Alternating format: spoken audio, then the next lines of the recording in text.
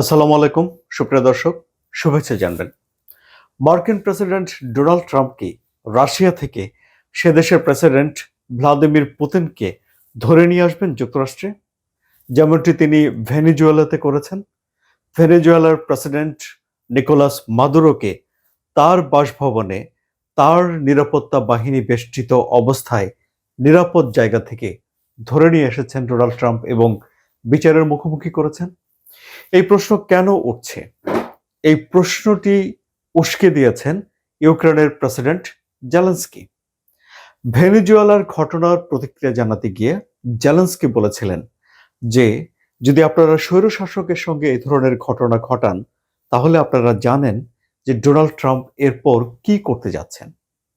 এই ঘটনাকে এমনভাবে ব্যাখ্যা করা হচ্ছে যে জেলেনস্কি ইঙ্গিত দিয়েছেন যে ডোনাল্ড ট্রাম্প পুতিনকে ধরে নিয়ে যেতে পারেন বা তুলে নিয়ে যেতে পারেন। এবং ঘটনা এতদূর পর্যন্ত গড়িয়েছে যে ফক্স নিউজের একজন সাংবাদিক ডোনাল্ড ট্রাম্পকে এই প্রশ্নটি করেছেন। কোথায়? যেখানে তিনি ভেনেজুয়েলার তেল ব্যবস্থাপনা করার জন্য বিশ্বের শীর্ষ বা আমেরিকার শীর্ষ তেল কোম্পানিগুলোর নির্বাহীদের সঙ্গে একটা বৈঠক করছিলেন। সেই বৈঠকে সাংবাদিক এই প্রশ্নটি করেছেন। সাংবাদিক সেখানে জেলেনস্কির প্রসঙ্গ টেনেছেন এবং বলেছেন যে জেলেনস্কিকে চান যে আপনি পুতিনকে ধরে নিয়ে আসেন, বা পুতিনকে ধরে নিয়ে আসলে জেলেনস্কি খুশি হবেন। এবং তারপরই সেই সাংবাদিক ডোনাল্ড ট্রাম্পকে প্রশ্ন করেছেন যে এরকম কোনো সম্ভাবনা আছে কি না যে পুতিনকে ডোনাল্ড ট্রাম্প তুলে নিয়ে আসবেন। ভ্লাদিমির পুতিনের উপরে ডোনাল্ড ট্রাম্প খুব একটা খুশি তা নয়, কিন্তু তিনি ভেবেছিলেন যে ক্ষমতায় বসার একদিনের মধ্যে রাশিয়া ইউক্রেন যুদ্ধ বন্ধ করে ফেলতে পারবেন। তিনি বিভিন্নভাবে কখনো ইউক্রেনকে চাপে রেখেছেন, কখনো রাশিয়াকে চাপে রেখেছেন, নানা রকম কথা বলেছেন। আলাস্কাতে পুতিনের সঙ্গে একটা বৈঠকও করেছেন ওয়ান টু ওয়ান, কিন্তু কোনো কিছুতেই কোনো কিছু হয়নি। রাশিয়া ইউক্রেন যুদ্ধ বন্ধ হয়নি। ফলে পুতিনের ওপর ডোনাল্ড ট্রাম্প যে খুব একটা খুশি তা নয়, কিন্তু তারপরেও সাংবাদিককে তিনি যে জবাব দিয়েছেন তা শুনে অবাক হবেন, চমকে যেতে পারেন। তিনি বলেছেন যে তার মনে হয় না পুতিনের সঙ্গে এমন কিছু করা লাগবে। পুতিনের সঙ্গে ডোনাল্ড ট্রাম্পের সম্পর্ক ভালো যাচ্ছে এবং সম্পর্ক ভালো রয়েছে। সুতরাং ভেনেজুয়েলার সঙ্গে যুক্তরাষ্ট্র যেই কাজ করেছে, রাশিয়ার সঙ্গে যুক্তরাষ্ট্র সেই কাজ করবে না। এটা ডোনাল্ড ট্রাম্পের কথা থেকে স্পষ্ট। ডোনাল্ড ট্রাম্পের কথা আমরা একটু দূরে রাখি, শুধুমাত্র রাশিয়াকে কয়েকটি বিষয় দিয়ে বিবেচনা করি।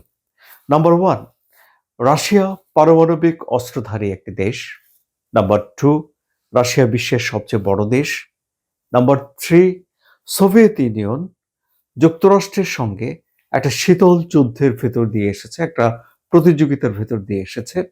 নাম্বার ফোর, পুতিনের সঙ্গে ডোনাল্ড ট্রাম্পের ব্যক্তিগত সম্পর্ক ভালো এবং ডোনাল্ড ট্রাম্প ক্ষমতায় আসার পরেই যুক্তরাষ্ট্রের সঙ্গেও পুতিনের সম্পর্ক ভালো হওয়ার দিকে যাচ্ছে। নাম্বার ফাইভ, রাশিয়ার জ্বালানি, এনার্জি, তেল, গ্যাস, এলএনজি, ক্রুড অয়েল এগুলো তাদের রপ্তানির প্রধান খাত। এবং এখনকার যে প্রচলিত খনিগুলো আছে সেগুলো যদি শেষ হয়, তাহলে রাশিয়া তার সাইবেরিয়ার দিকে বা আর্কটিকের দিকে, এমন সব উত্তর মেরুর দিকে যাবে যেখান থেকে তারা এই এনার্জি সংগ্রহ করতে পারে।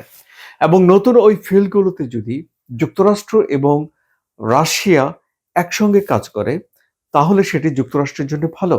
না হলে সেসব তেল খনি থেকে যদি বেইজিং রাশিয়ার সঙ্গে মিলে তেল উত্তোলন করে, তাহলে চীন এই ক্রুড অয়েলেও স্বয়ংসম্পূর্ণ হয়ে উঠতে পারে, যা যুক্তরাষ্ট্র হতে দেবে বলে মনে হয় না। আর এটি যদি যুক্তরাষ্ট্র হতে না দেয়, তাহলে রাশিয়ার সঙ্গে লড়াই নয়, বন্ধুত্বই হয়তো যুক্তরাষ্ট্রের সবচেয়ে ভালো কৌশল হবে।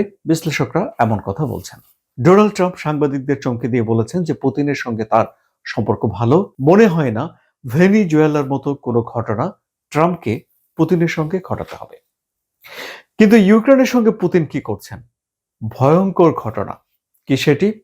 সেটি হলো যে তিনি তার যে বিশেষ ক্ষেপণাস্ত্র ওরেশনিক তা দিয়ে ইউক্রেনে একটা আঘাত করেছেন। ওরেশনিক ক্ষেপণাস্ত্রটি বলা হয়ে থাকে যে শব্দের গতির 10 গুণ গতিতে এটি যায়, মাঝপথে দিক পরিবর্তন করতে পারে এবং এটি অপ্রতিরোধ্য, পুতিন দাবি করেন। অর্থাৎ পৃথিবীর কোনো আকাশ প্রতিরক্ষা ব্যবস্থা এই ক্ষেপণাস্ত্রটিকে আটকে দিতে পারে না। এটি দিনেপ্রো শহরে একবার তিনি ছড়েছিলেন, আবার তিনি ইউক্রেনের এমন একটি শহরে ছড়েছেন যা পোল্যান্ড থেকে মাত্র 70 কিলোমিটার দূরে। আর এই যে এই দূরত্ব, এটি একটা নতুন ধরনের সমীকরণের জন্ম দিয়েছে।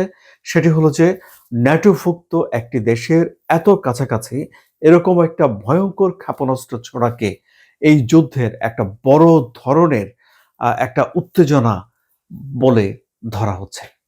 অর্থাৎ পরিস্থিতি আরেকটু জটিল হলো, এবং এই জটিল পরিস্থিতি এমন একটা সময়ে হলো যখন রাশিয়া ইউক্রেন যুদ্ধ বন্ধ করার জন্য যে উদ্যোগগুলো নেওয়া হয়েছে সে উদ্যোগগুলো আসলে থেমে আছে। এমন এক সময়ে পুতিন এই ক্ষেপণাস্ত্রটি ব্যবহার করলেন যখন ইউরোপের দেশগুলো ইউক্রেনের সঙ্গে একটা সমঝোতায় পৌঁছে গেছে যে এই যুদ্ধ থামার পরে ইউরোপের দেশগুলো ইউক্রেন পুনর্গঠনে সেনা পাঠাবে। অথচ ভ্লাদিমির পুতিন স্পষ্ট করে বলে দিয়েছেন যে ইউক্রেন পুনর্গঠনের জন্য ন্যাটোভুক্ত কোনো দেশের সেনা ইউক্রেনে যাবে তা তিনি মেনে নেবেন না। তাহলে পরিস্থিতি কোন দিকে যাচ্ছে? আপনাদের মতামত কি সুপ্রিয় দর্শক? আপনাদের মতামত লিখুন। সবাই ভালো থাকুন। ধন্যবাদ।